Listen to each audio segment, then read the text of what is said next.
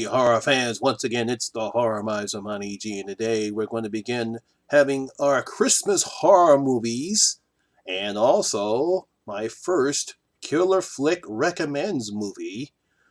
This will be Better Watch Out.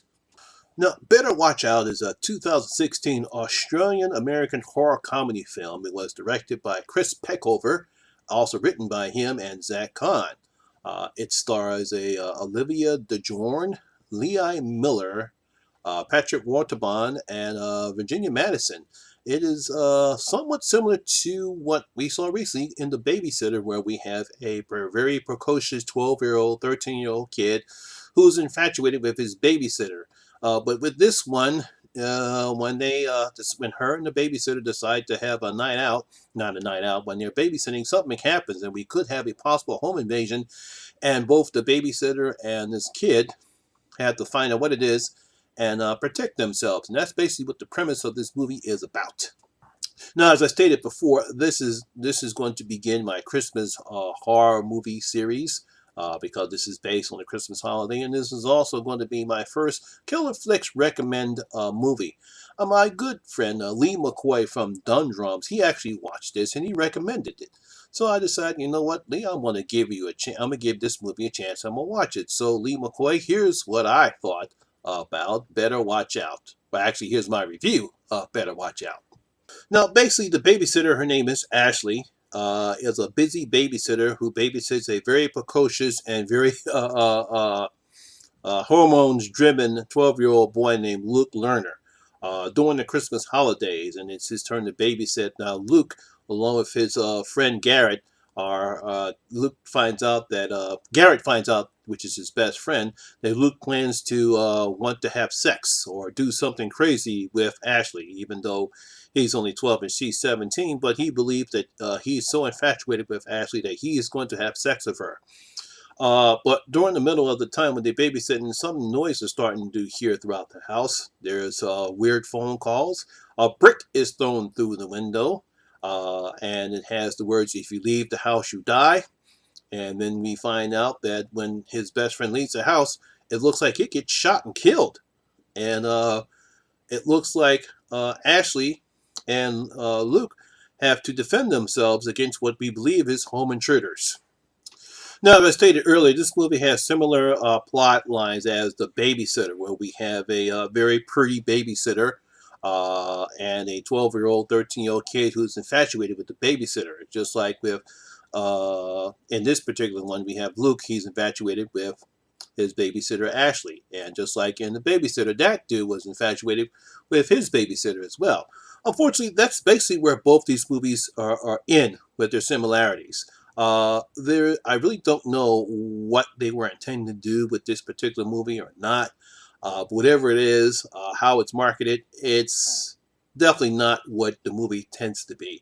Once we find out what really is happening in the house, the movie takes a 360-degree turn, and it turns out to be a complete mess, in my opinion. It just doesn't hit the mark. I don't know if that's what the writers were going for.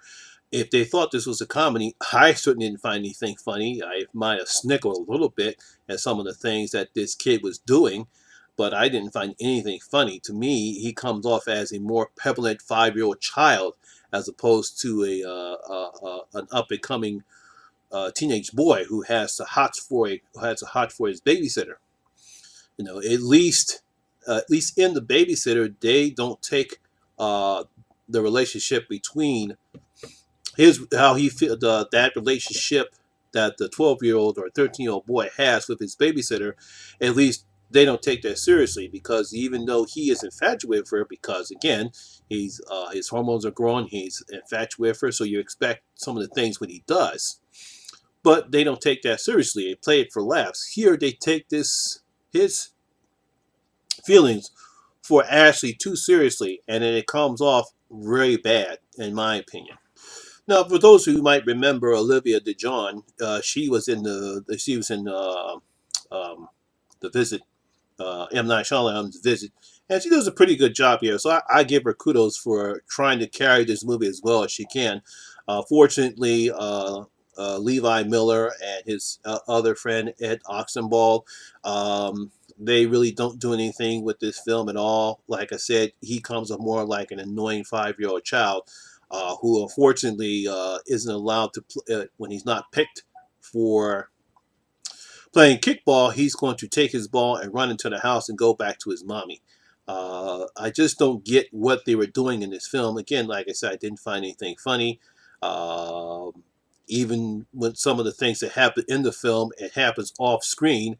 And even though this is an R-rated movie, because of the language that they have, you would think you would have some decent on-screen kills, but they don't. And that really bothers me some. It's like, if you're going to go for an R-rated movie, at least have some on-screen kills, and we don't get that. So on my scale of 1 to 10, I'm going to give Better Watch Out a 4.5. So, my horror fans, have you seen Better Watch Out? Do you think this is? Do you agree with Lee and think that this is one of the best Christmas horror movie that you ever seen, or do you think this misses the mark? Leave your comments down in your comments section below and tell me what you thought about Better Watch Out. So that's my video for today. I hope you guys enjoyed it. And if you did, please give it a thumbs up. And if this is your first time here, please hit the subscriber button and ring that notification bell. That way you can become part of the horror experience with me, the Horror Miser Money G. And as always, all my social media links will be down in the description box below as well. Once again, my name is Lamont Smith, better known as the Horror Miser Money G. And always remember, horror rules.